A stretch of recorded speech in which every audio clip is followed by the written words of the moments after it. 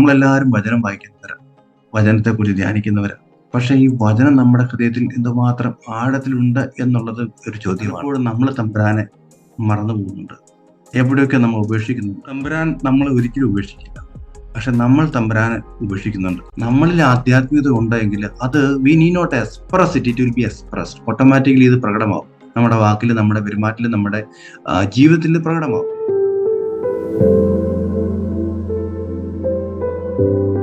നമുക്ക് ഒരു വചനം വായിച്ചു തുടങ്ങിയാലോ? ലൂക്കായുടെ സുവിശേഷം 2-ാം അധ്യായം 41 മുതലുള്ള തിരുവചനങ്ങൾ. യേശുവിന്റെ മാതാപിതാക്കന്മാർ ആണ്ടുതോറും പെസഹ തിരുനാളിന് ജെറുസലേമിൽ പോയിരുന്നു. അവന് 12 വയസ്സായപ്പോൾ പതിവനുസരിച്ച് അവർ തിരുനാളിന് പോയി. തിരുനാൾ കഴിഞ്ഞ് അവർ മടങ്ങിപ്പോന്നു. എന്നാൽ ബാലനായ യേശു ജെറുസലേമിൽ തങ്ങി. മാതാപിതാക്കന്മാർ അത് അറിഞ്ഞില്ല. അവൻ യാത്രാ സംഘത്തിന്റെ കൂടെ കാണും എന്ന് വിചാരിച്ച് അവർ ഒരു ദിവസത്തെ വഴി പിന്നിട്ടു. ബന്ധുക്കളുടെയും പരിചയക്കാരുടെയും ഇടയിൽ അന്വേഷിച്ചിട്ട് കാണായികയാൽ യേശുവിനെ തിരക്കി അവർ ജെറുസലേമിലേക്ക് തിരിച്ചുപോയി. 3 ദിവസങ്ങൾക്ക് ശേഷം അവർ അവനെ ദേവാലയത്തിൽ കണ്ടെത്തി. അവൻ ഉപാധ്യായന്മാരുടെ ഇടയിലിരുന്ന് അവർ പറയുന്നത് കേൾക്കുകയും അവരോട് ചോദ്യങ്ങൾ ചോദിക്കുകയും ചെയ്യുകയായിരുന്നു. കേട്ടവരെല്ലാം അവന്റെ ബുദ്ധിശക്തിയിലും മറുപടികളിലും അത്ഭുതപ്പെട്ടു. അവനെ കണ്ടപ്പോൾ മാതാപിതാക്കൾ വിസ്മയിച്ചു.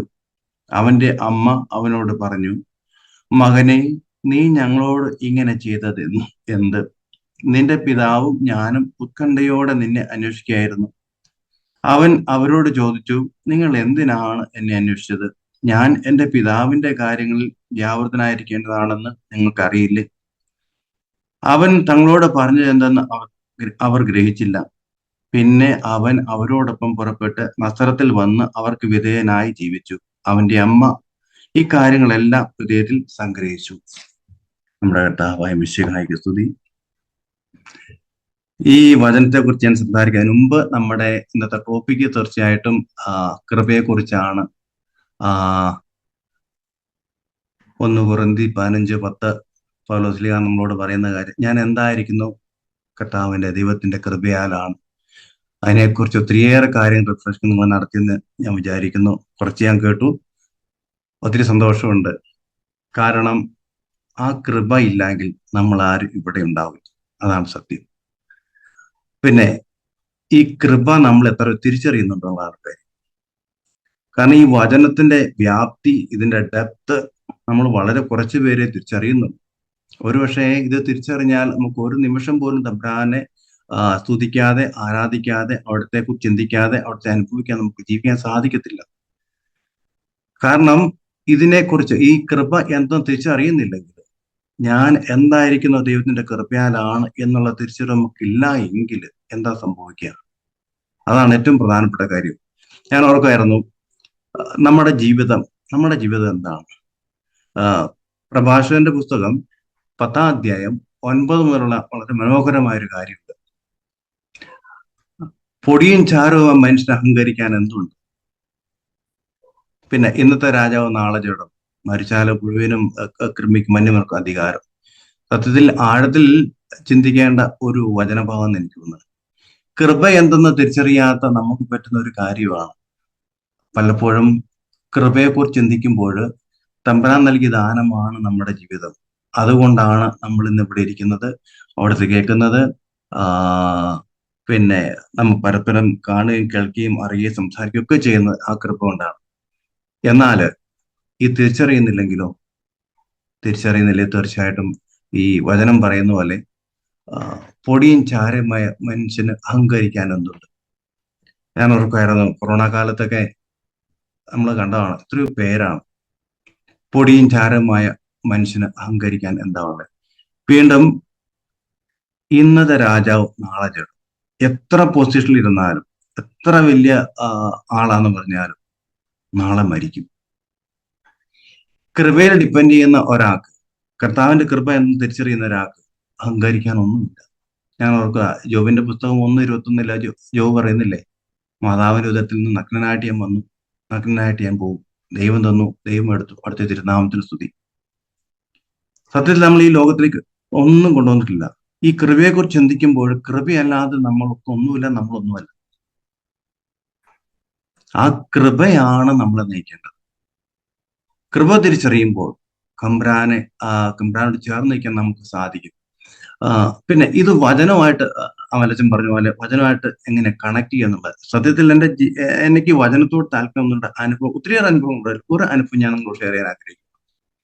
ഇവിടെ വരുന്നതിന് മുമ്പായിട്ട് ഞാൻ ഞങ്ങളുടെ MOC ട്രെയിനിങ് സെന്ററിൽ, അതായത് മനസ്സിനാരി കഴിഞ്ഞിട്ട് ഇടയ്ക്ക് ഒരു കോഴ്സാണ് ഫിലോസഫി മുമ്പായിട്ടുള്ള മിഷണറി ഓറിയന്റേഷൻ കോഴ്സ്.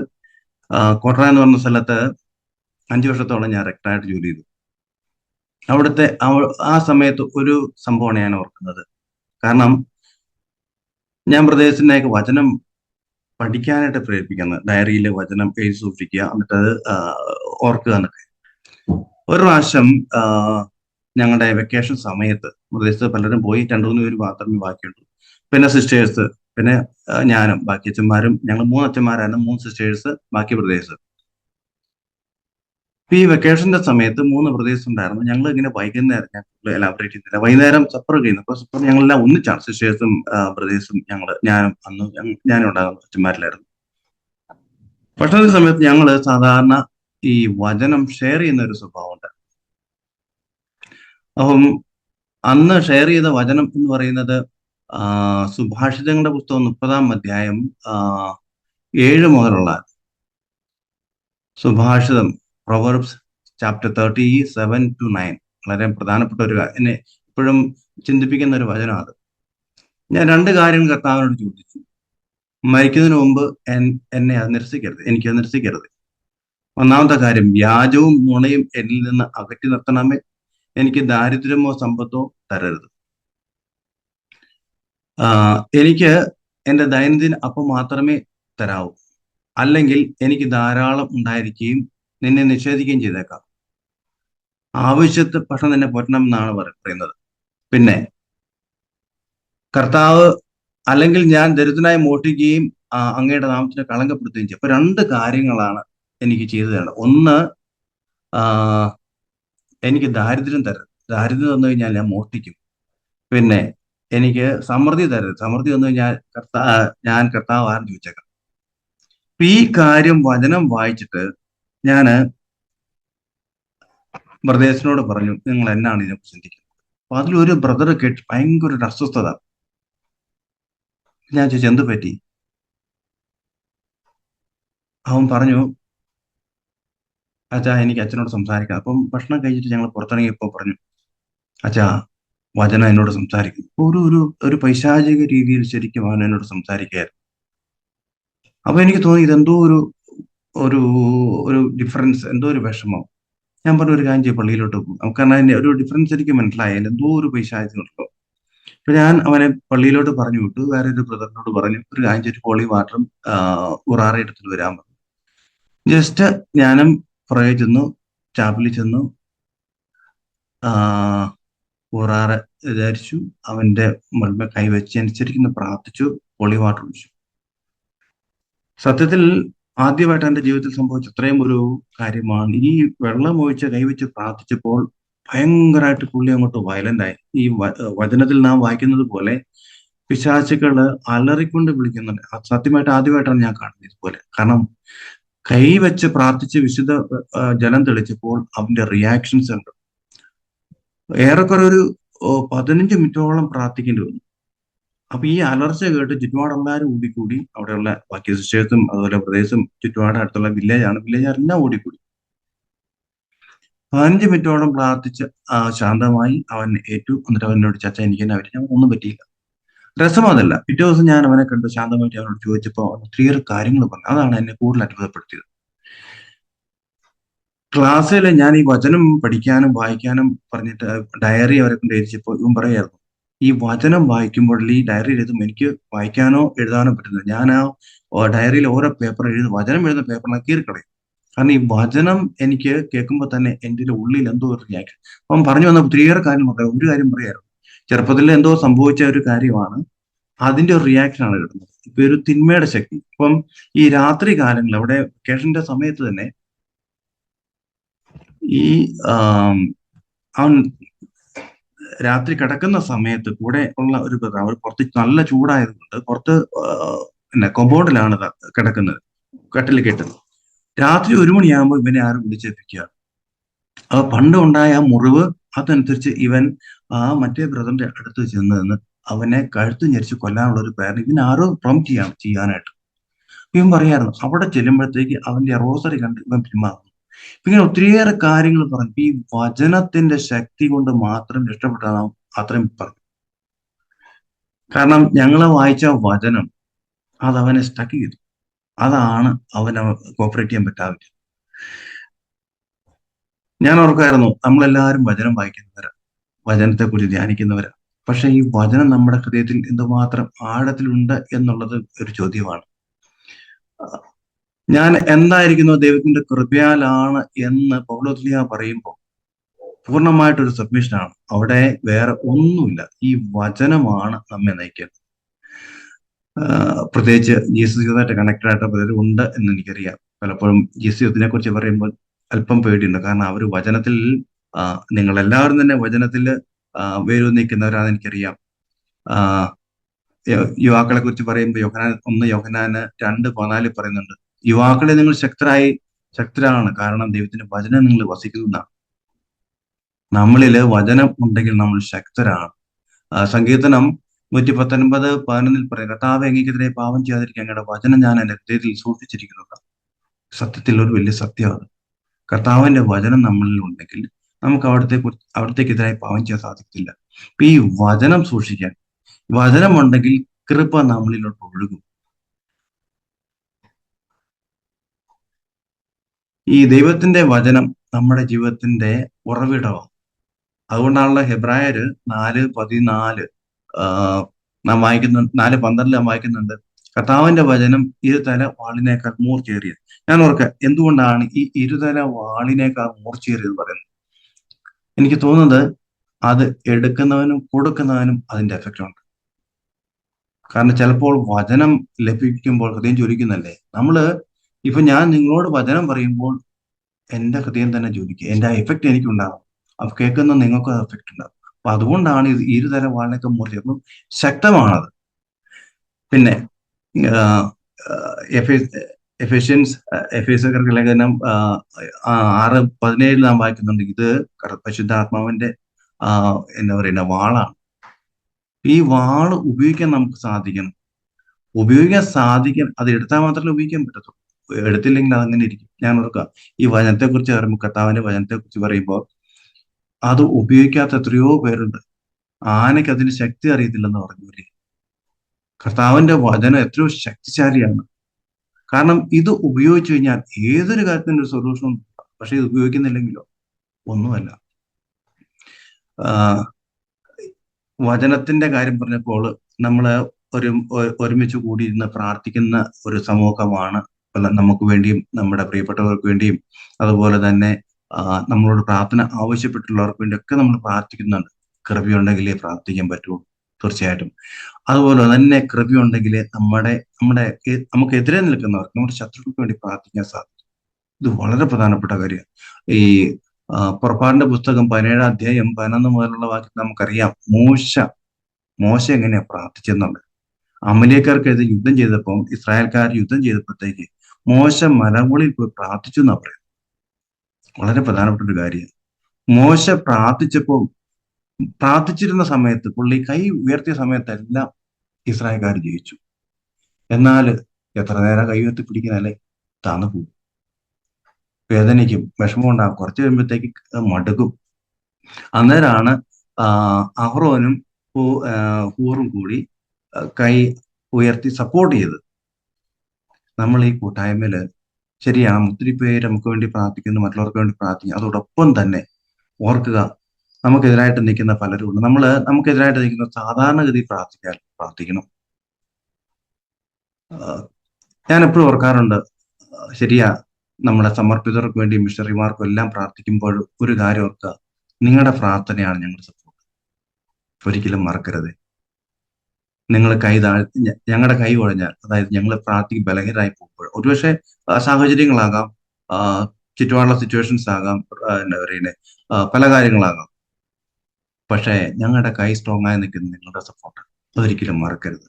ഈ മോശയെ സപ്പോർട്ട് ചെയ്തത് അഹ്റോനും ഹൂറും ആണ് എങ്കിൽ ഞങ്ങളെ സമർപ്പിത സപ്പോർട്ടിന് നിങ്ങളാണ്. നമ്മള് നമ്മുടെ പ്രിയപ്പെട്ടവർക്ക് വേണ്ടിയൊക്കെ പ്രാർത്ഥിക്കുമ്പോൾ പലപ്പോഴും വിട്ടുപോകുന്ന ഒരു കാര്യം, ആ, വിഷമിക്കുന്ന രോഗികളായിട്ടുള്ള, പീഡിതരായിട്ടുള്ള അവരെ നമ്മൾ ചേർത്ത് പിടിക്കുവാൻ നമ്മൾ എന്തുമാത്രം തയ്യാറാവുന്നുള്ള ഒരു ക്വസ്റ്റ്യൻ കൂടി നാം ചോദിക്കേണ്ടതുണ്ട്. ആ, നമ്മുടെ ഈ പ്രാർത്ഥനയില് അമ്മയുടെ ഒരു മധ്യസ്ഥം കൂടി നമുക്ക് ആവശ്യമാണ്. കാരണം അമ്മ നമുക്ക് എങ്ങനെയാണ് ഈ കർത്താവിന്റെ കൃപയിൽ ആശ്രയിക്കേണ്ടത് എങ്ങനെയെന്ന് ഒരു മോഡലായിട്ട് ഉണ്ടെന്ന് എനിക്ക് തോന്നുന്നത്.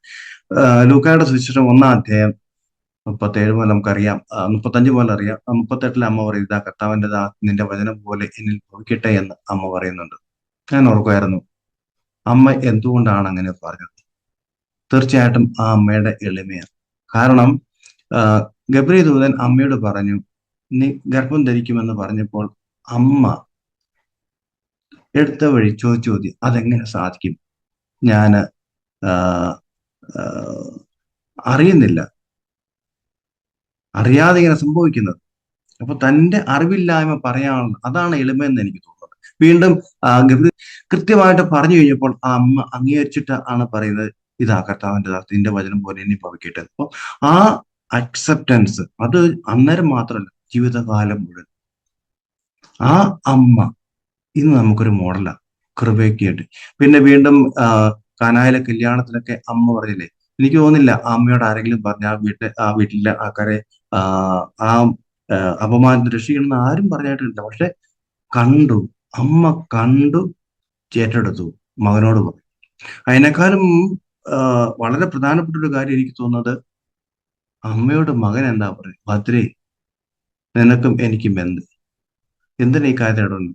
ഒരുപക്ഷെ നമുക്ക് തോന്നും ആ അമ്മയെ നിരുത്സാഹപ്പെടുത്തിയായിട്ട് തോന്നും, പലപ്പോഴും മാനുഷ്യമായിട്ട് ചിന്തിച്ച് ഞാൻ തോന്നും. പക്ഷെ അങ്ങനെയല്ല. എനിക്ക് തോന്നുന്നത് ആ ഒരു സംഭവം നമുക്ക് വേണ്ടിയാ, എനിക്കും നിങ്ങൾക്കും വേണ്ടിയാ. കാരണം ആ അമ്മയുടെ സ്ഥാനത്ത് നമ്മളാണെങ്കിൽ, നമ്മൾ ഏറ്റവും സ്നേഹിക്കുന്നയാൾ, നമ്മുടെ പ്രിയപ്പെട്ടവർ, നമ്മളൊരു ഒരു ആഗ്രഹമായിട്ട് ചെല്ലുമ്പോൾ നമ്മുടെ ആ ആഗ്രഹം തിരസ്കരിച്ചാൽ നമ്മൾ എന്ത് ചെയ്യും? തീർച്ചയായിട്ടും റിയാക്ട് ചെയ്യും, പിന്നെ അങ്ങോട്ട് പോകത്തേ ഇല്ല. ഇന്ന് ഇവിടെ എന്താ ട്രസ്റ്റ്? അമ്മയ്ക്കറിയാം മകൻ ചെയ്യും. അതാണ് റിയൽ ട്രസ്റ്റ് എന്ന് പറയുന്നത്. പൂർണ്ണമായ ആശ്രയം, മകനിലുള്ള, ഈശോയിലുള്ള പൂർണ്ണമായ ആശ്രയം. എനിക്ക് തോന്നുന്നത് ആ ഒരു കാര്യം നമുക്ക് വേണ്ടിയുള്ളതാണ്. കാരണം അവൻ എന്ത് നിങ്ങളോട് പറയുന്നു അത് ചെയ്യുക. എനിക്ക് തോന്നുന്നത് ആ വേലക്കാരോട് പറഞ്ഞതല്ല, ഇന്ന് നമ്മളോട് പറഞ്ഞതാണ്. അവൻ നിങ്ങളോട് എന്ത് പറയുന്നു, വചനത്തിൽ വേരൂന്നി ജീവിക്കുക എന്നുള്ളതിന്റെ അർത്ഥം ഇതാന്ന് പറയും. അവൻ നമ്മളോട് ഈ വചനത്തിലൂടെ സംസാരിക്കുക. അപ്പൊ അത് നമ്മളോട് ചെയ്യുക, വേറെ ഒന്നും വേണ്ട. ഇനി ഇന്നത്തെ സുവിശേഷത്തിൽ ഞാൻ ഇപ്പൊ വായിച്ച സുവിശേഷം കഴിഞ്ഞതിന് മുമ്പ് ഞായറാഴ്ചത്തെയാണ്. എന്തുകൊണ്ടാണ് ഞാൻ വായിച്ചത്, എനിക്ക് വളരെ വളരെ ടച്ചായിട്ട് തോന്നിയ ഈ സുവിശേഷ ഭാഗമുണ്ട്. മാതാവും ഔസേപ്പിതാവും ശരിക്കും മറന്നുപോയതായോ അറിയത്തില്ല. തന്റെ പുത്രനെ മറന്നുപോയി. ദേവാലയത്തിൽ മാത്രം അവരിങ്ങനെ ഒന്ന് രണ്ട് ദിവസം യാത്ര പിന്നീടാണ്, മറന്നാലും ഇല്ലെങ്കിലും ഒരു കാര്യം ഉറപ്പ്, ഇത് നമുക്കുള്ളൊരു സന്ദേശമാണ്. കാരണം പലപ്പോഴും നമ്മൾ തമ്പുരാനെ മറന്നു പോകുന്നുണ്ട്, എവിടെയൊക്കെ നമ്മൾ ഉപേക്ഷിക്കുന്നുണ്ട്. തമ്പുരാൻ നമ്മളെ ഒരിക്കലും ഉപേക്ഷിക്കില്ല, പക്ഷെ നമ്മൾ തമ്പുരാനെ ഉപേക്ഷിക്കുന്നുണ്ട്. എന്ന് കരുതി തമ്പുരാനെ വിട്ടുപോകുന്നുണ്ട്. തമ്പുരാൻ ഇപ്പൊ നമ്മുടെ കൂടെ ഉണ്ട്. കാരണം 1 കൊരിന്ത്യർ 3:16 6:19 ഒക്കെ നമ്മൾ വായിക്കുന്നുണ്ട്. പൗലോസ് പറയുന്നുണ്ട്, നിങ്ങൾ കർത്താവിന്റെ ആലയങ്ങളാണ്, അവിടുത്തെ ആത്മാവ് നിങ്ങൾ വസിക്കുന്നുണ്ട് നിങ്ങൾക്ക് അറിഞ്ഞുകൂടെ. അല്ലെങ്കിൽ 2 കൊരിന്ത്യർ 6:16 ഇതാ വായിക്കുന്നത്. അപ്പം കർത്താവ് നമ്മളുണ്ട്, ഒരു സംശയമില്ല, നോ ഡൗട്ട്. പക്ഷെ കൂടെയുള്ള കർത്താവിനെ തിരിച്ചറിയുന്നു. ആ കുടുംബത്തിനും പറ്റിയതാണ്. അതിലും മനോഹരമായ ഒരു കാര്യം, എന്നെ ആൾ ചിന്തിപ്പിച്ച ഒരു കാര്യമാണ്, അവരെവിടെയാ പോയി അന്വേഷിച്ച് തന്റെ കുടുംബക്കാരടുത്ത്, നമ്മുടെ പ്രിയപ്പെട്ടവർ, തങ്ങളുടെ നമുക്ക് അറിയാവുന്നവരുടെ ഇടയിൽ, ബന്ധുക്കളുടെയും പരിചയക്കാരുടെയും ഇടയിൽ സാധാരണ കാര്യം നമ്മൾ എവിടെയാ അന്വേഷിക്കുന്നത്? നമുക്കറിയാം, നമുക്ക് വേണ്ട, നമുക്ക് പ്രിയപ്പെട്ട, നമുക്കറിയാവുന്ന കാര്യങ്ങൾ. എന്നാൽ ദൈവം എവിടെയാ? നമ്മുടെ പ്രാക്ടിക്കൽ ലൈഫിൽ സംഭവിക്കുന്ന ഒരു കാര്യം, പലപ്പോഴും നമ്മൾ തമ്പുരാനെ നഷ്ടപ്പെടുത്തല്ല അന്വേഷിക്കുന്നത്, നമ്മളുടെ ഇഷ്ടമനുസരിച്ച് നമുക്ക് വേണ്ടപ്പെടുത്തിയെടുത്താണ് തമ്പുരാൻ. പക്ഷെ തമ്പുരാനെ കണ്ടെത്തി ഇല്ല. എന്നാൽ അവർ വീണ്ടും പോയി, എവിടെ നഷ്ടപ്പെട്ടത് അവിടെ പോയി അന്വേഷിച്ച് കണ്ടെത്തി. സത്യത്തിൽ ജീവിതത്തില് ഏറ്റവും പ്രധാനപ്പെട്ട ഒരു കാര്യം ഇതാ, ആ തമ്പുരാനെ നമ്മൾ എവിടെ നഷ്ടപ്പെട്ടു അവിടെ അന്വേഷിക്കണം. അല്ല നമ്മുടെ ഇഷ്ടത്തിനനുസരിച്ച്, നമ്മുടെ ബന്ധുക്കളുടെയും നമ്മുടെ സുഹൃത്തുക്കളുടെയും നമുക്കിടെ ഇഷ്ടമനുസരിച്ച് അന്വേഷിച്ചാൽ കിട്ടത്തില്ല. പണ്ട് ഒരു ചേട്ടൻ കണ്ണാടി അന്വേഷിച്ചവരെ കുറിച്ച് പറയുന്നുണ്ട്. പുറത്ത് എന്തോ അന്വേഷിച്ചു, കണ്ണാടി അന്വേഷിച്ചു. അപ്പം സുഹൃത്ത് ചോദിച്ചു, എന്താ ഇവിടെ അന്വേഷിക്കുന്നത്? ഇവിടെ പ്രകാശമുണ്ട്. ഇപ്പൊ നഷ്ടപ്പെടുത്തിയ എവിടെയാ? അകത്ത്, വീടിനകത്ത് എന്ന് പറഞ്ഞില്ല. നമ്മൾ ചിലപ്പം എന്ത് നഷ്ടപ്പെടുത്ത അവിടെയല്ല അന്വേഷിക്കുന്നത്. നമ്മുടെ ഇഷ്ടമനുസരിച്ച് നമുക്ക് കണ്ടെത്താൻ താല്പര്യമുള്ളിടത്ത് അല്ലെങ്കിൽ എളുപ്പമുള്ളിടത്ത് നമ്മൾ അന്വേഷിക്കും. പക്ഷെ അവിടെ കണ്ടെത്തില്ല. നമ്മൾ എവിടെ നഷ്ടപ്പെടുത്തി അവിടെ കണ്ടെത്തി. അപ്പൊ ഇനി എവിടെയാ? അതാണ് കർത്താവ് ഉള്ളയിടം. ആ കർത്താവ് ഉള്ളയിടം എവിടെയാണ്? ഇത് കണ്ടെത്തണമെങ്കിൽ ആദ്യം എനിക്ക് തോന്നുന്നു നമ്മളിലോട്ട് തന്നെ നോക്കണം. അതുകൊണ്ടാണല്ലോ പൗലോസ് പറഞ്ഞത്, നിങ്ങൾ കർത്താവിന്റെ ആലയങ്ങൾ. നമ്മളെല്ലാം കർത്താവിന്റെ ആലയങ്ങൾ, നമ്മളെല്ലാം കർത്താവ് വസിക്കുന്നു, നോ ഡൗട്ട്. പക്ഷേ എന്നില് തമ്പുരാനെ കണ്ടെത്തിയെടുത്തോളം കാലം എനിക്ക് നിന്നിൽ തമ്പുരാനെ കണ്ടെത്താൻ സാധിക്കും. ഇതാണ് റിയാലിറ്റി. അതുകൊണ്ടല്ലേ ഈ സാൻസ്ക്രിറ്റ് വേർഡിൽ അഹം ബ്രഹ്മാസ്മി എന്ന് പറയും. ഞാൻ ദൈവമാ. ദൈവം എന്ന് പറഞ്ഞാൽ ഐ ആം ദാറ്റ് റിയാലിറ്റി. എന്നിലാ ദൈവം. എന്നിലെ ദൈവത്തെ കണ്ടെത്തുമ്പോൾ, എന്നിലെ ദൈവത്തെ ഞാൻ അനുഭവിക്കുമ്പോൾ എനിക്ക് നിന്നിലെ ദൈവത്തെ കാണാതിരിക്കാൻ സാധിക്കത്തില്ല. തത്വമസി, യു ആർ ഗോഡ്. നമ്മുടെ ജീവിതത്തിലെ ഏറ്റവും വലിയ പ്രോബ്ലം അതാ. We are not able to. നമുക്ക് തമ്പുരാനെ മറ്റുള്ളവർ കാണാൻ സാധിക്കുന്നില്ല. അത് ശത്രു ആയിക്കോട്ടെ, മിത്രമായിക്കോട്ടെ, ആരും ആയിക്കോട്ടെ. ആ തമ്പുരാനെ കാണാൻ പറ്റാത്തതിന്റെ കാര്യം എനിക്ക് എന്നിൽ എന്റെ ദൈവത്തെ കാണാൻ, എന്നിൽ എന്റെ ദൈവത്തെ ഞാൻ കണ്ടെത്തി കഴിഞ്ഞാൽ അവിടെ സമാധാനമുണ്ട്, സന്തോഷമുണ്ട്, സ്നേഹമുണ്ട്, എല്ലാം ഉണ്ട്, നന്ദിയുണ്ട്. സത്യത്തിൽ കൃപയുടെ ഒരു പൗലോസ്ലീഹ പറയുന്നില്ല, I am what I am by the grace of, ഞാൻ എന്തായാലും ഇതിന്റെ കൃപയാലാണ്.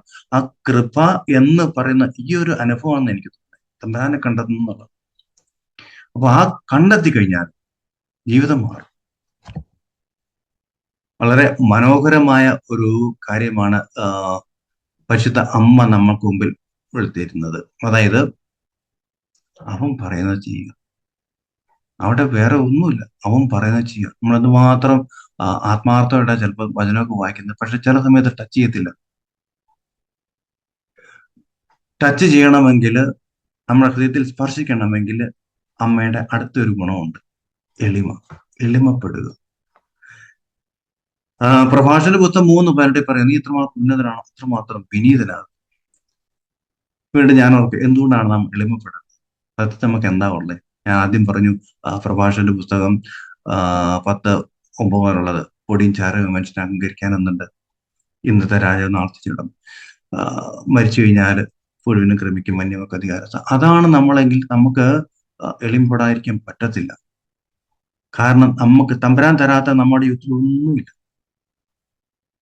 അതുകൊണ്ടാണ് ജോബിന്റെ പുസ്തകത്തിൽ ജോബ് പറയുന്നത്, മാതാവിന്റെ ഉദരത്തിൽ നഗ്നായിട്ടും തിരിച്ചു പോകും. അപ്പൊ നമുക്ക് ജീവിതത്തിൽ ഒന്നുമില്ല, ദൈവമേ ഉള്ളൂ. ആ ദൈവം തന്നതല്ലാതെ നമുക്കൊന്നുമില്ല. അപ്പൊ ആ തമ്പുരാൻ എന്തുമാത്രം നന്ദി പറഞ്ഞാൽ. അപ്പൊ ഈ കൃപയിൽ നിറഞ്ഞിരിക്കുന്ന ഒരു വ്യക്തി, കൃപ അനുഭവിക്കുന്ന ഒരു വ്യക്തിയുടെ അനദർ ഇമ്പോർട്ടന്റ് എക്സ്പ്രഷൻ എന്ന് പറയുന്നത് തീർച്ചയായിട്ടും നന്ദി പറയുക.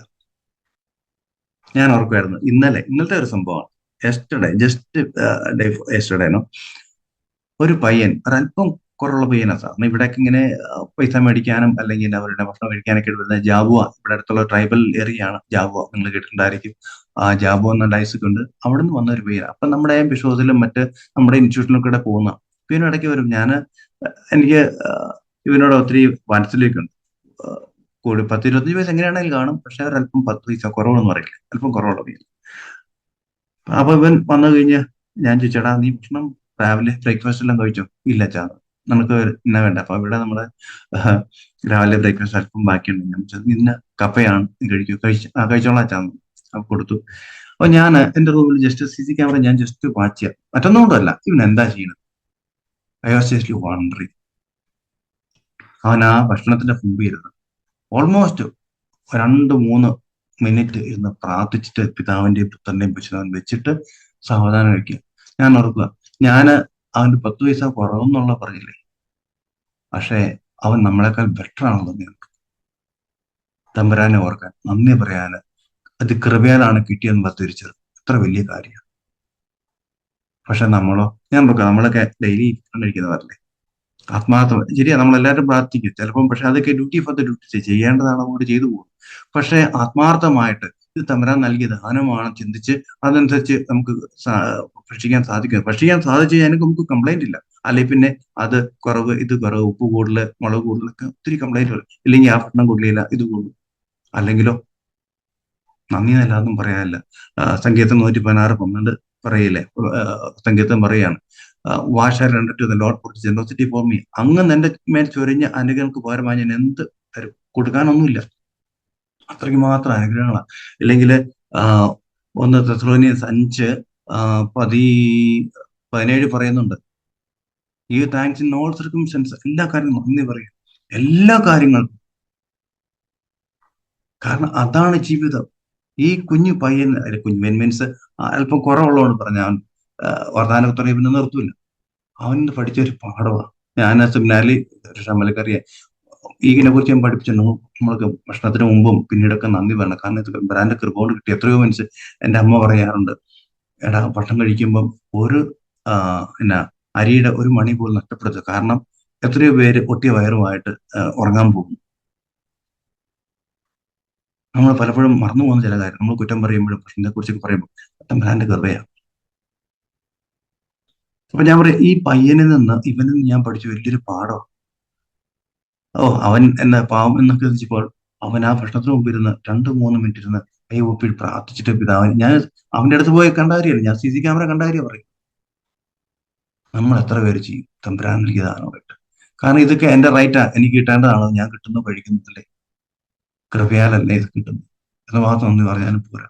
അതുകൊണ്ടാണ് പൗലോസ്ലീഹ പറയുന്നത്, give thanks in all circumstances, എല്ലാ കാര്യത്തിനും നന്ദി പറയുക. അതിനവിടെ തെറ്റുന്നോ ശരിയെന്നോ കൂടുന്നോ കുറവെന്നോ ഒന്നുമില്ല. അപ്പം എന്തുമാത്രം നന്ദി പറഞ്ഞാലും പോരാ. അതാണ് തമ്പുരാന്റെ കൃപ. അപ്പൊ ഈ കൃപയ്ക്കുമേ കൃപ നമുക്ക് നൽകി, പക്ഷെ നമ്മൾ തിരിച്ചറിയാത്തതാണ് നമ്മുടെ വലിയ പ്രോബ്ലം. നമ്മുടെ ജീവിതം തമ്പുരാൻ നൽകിയ ഏറ്റവും വലിയ ദാനമാണ്. ഞാൻ ഒരു കാര്യം കൂടി പറഞ്ഞു നിർത്തിക്കൊള്ളാം. ഞങ്ങളെ ധ്യാനിപ്പിക്കാൻ പണ്ടത്തെ കാലം മുമ്പ് ധ്യാനിക്കാൻ മുക്കുഴിപ്പിതാവ് പറഞ്ഞ ഒരു കാര്യം ഓർക്കുന്നത്, ഈ ദിവസങ്ങളെല്ലാം ആധ്യാത്മികം എന്ന് പറഞ്ഞാൽ വലിയ വിലയില്ലാത്തതായി തീർന്നിരിക്കുന്നു. ശരിയാണ്, നമ്മൾ ഭക്തി എന്ന് പറയുന്നത്, പ്രാർത്ഥന എന്ന് പറയുന്നത്, ഇല്ലെങ്കിൽ ആധ്യാത്മിക സ്പിരിച്വാലിറ്റി എന്നൊക്കെ പറയുന്നത് കുറഞ്ഞുകൊണ്ടിരിക്കുക. അതിനെക്കുറിച്ച് വിലയില്ല. പ്രത്യേകിച്ച് നമ്മുടെ എന്നാ പറയുന്നത് റിലീജിയസ് പീപ്പിളിന്റെ ഇടയ്ക്കൊക്കെ.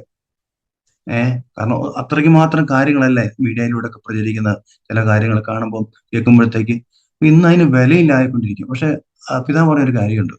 എന്നാൽ ഞാൻ പറയുന്നു, സ്പിരിച്വാലിറ്റി ഉള്ള വ്യക്തിയിൽ അത് ആൾക്കാർ തിരിച്ചറിയും.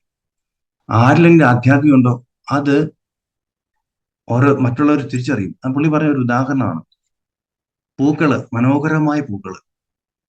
ഇന്നിപ്പം എവിടെ കാണാൻ പറ്റും പ്ലാസ്റ്റിക് ഫ്ലവേഴ്സ്, ആർട്ടിഫിഷ്യൽ ഫ്ലവേഴ്സ്. ഒരുപക്ഷെ സാധാരണ ഫ്രഷ് ഫ്ലവേഴ്സിനെക്കാളും മനോഹരമായ പൂക്കളാണ്. പക്ഷേ തേനീച്ച എവിടെ പോകുന്നു? തേനുള്ള പൂവിൻ്റെ അടുത്ത് മാത്രമേ പോകും. ഇത് വലിയ സത്യമാണ് നമ്മുടെ ജീവിതത്തിൽ. കാരണം നമ്മളിൽ ആധ്യാത്മികത ഉണ്ടെങ്കിൽ അത് we need not express it, it will be expressed. Automatically ഇത് പ്രകടമാവും. നമ്മുടെ വാക്കിൽ, നമ്മുടെ പെരുമാറ്റത്തിൽ, നമ്മുടെ ജീവിതത്തിൽ പ്രകടമാവും. ഇത് ആൾക്കാർ കാണും, എന്നിട്ട് നമ്മുടെ അടുത്ത് വരും. പിന്നെ പിതാവ് പറഞ്ഞ വേറൊരു കാര്യമാണ്, കമ്പനിയെ കുറിച്ച് പറയുകയാണ്. നമുക്ക് ആധ്യാത്മികത ഉണ്ട് എങ്കിൽ അതനുസരിച്ച് ജീവിക്കുമ്പോൾ ആ ആധ്യാത്മികത തേടി, സ്പിരിച്വാലിറ്റി തേടി ആൾക്കാർ വരും.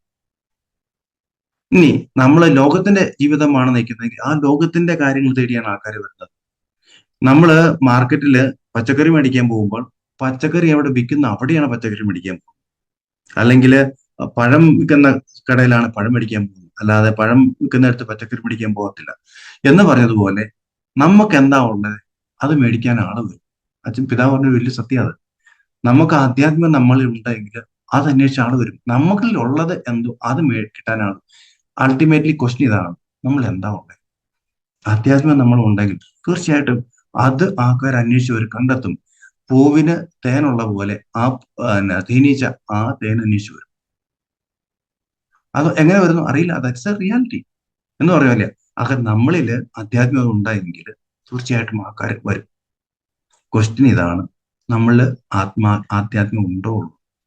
അപ്പം തമ്പുരാന്റെ കൃപയിൽ ആശ്രയിക്കുന്ന ഒരു വ്യക്തിയാണ്, പൂർണ്ണമായിട്ടും ആശ്രയിക്കുന്ന ഒരു വ്യക്തിയാണെങ്കിൽ യെസ്, ആ ആധ്യാത്മികത നിലനിർത്താൻ സാധിക്കും. കാരണം നമുക്ക് നമ്മുടേതായിട്ട് ഒന്നുമില്ല. യോഹന്നാന്റെ സുവിശേഷം 15:5 ഈശോ പറയുന്നത്, എന്നെ കൂടെ നിങ്ങൾക്ക് ഒന്നും ചെയ്യാൻ സാധ്യമല്ല. We need to depend totally in the will of the Lord. കർത്താവിന്റെ ഹിതത്തിൽ പൂർണ്ണമായിട്ട് ആശ്രയിക്കണം. കാരണം നമ്മുടെ എന്ന് പറയാൻ നമുക്കൊന്നുമില്ല. ഈ ലോകത്തിലോട്ട് ഒന്നും കൊണ്ടുവന്നില്ല. ഈ ലോകത്ത് പോകുന്നു ഒന്നുമില്ലാതെ. നമ്മൾ ആരാ? പൊടി, ചാരം. അപ്പം ഈ ഒരു കൺസെപ്റ്റ് ഉണ്ടായെങ്കിൽ തീർച്ചയായിട്ടും നമുക്ക് തമ്പുരാനെ പൂർണ്ണമായിട്ട് ആശ്രയിക്കാൻ സാധിക്കും. അതല്ല എങ്കിൽ ഞാൻ എന്തൊക്കെയാണ് എന്ന് കരുതിയാൽ നമ്മൾ ഒന്നും അല്ലാതെ തീരും. എന്നാൽ നമ്മൾ ഒന്നും അല്ല എന്ന് തീരുന്നാൽ അവിടെ നമ്മൾ എന്തൊക്കെയാണ് തമ്പുരാൻ പറയും.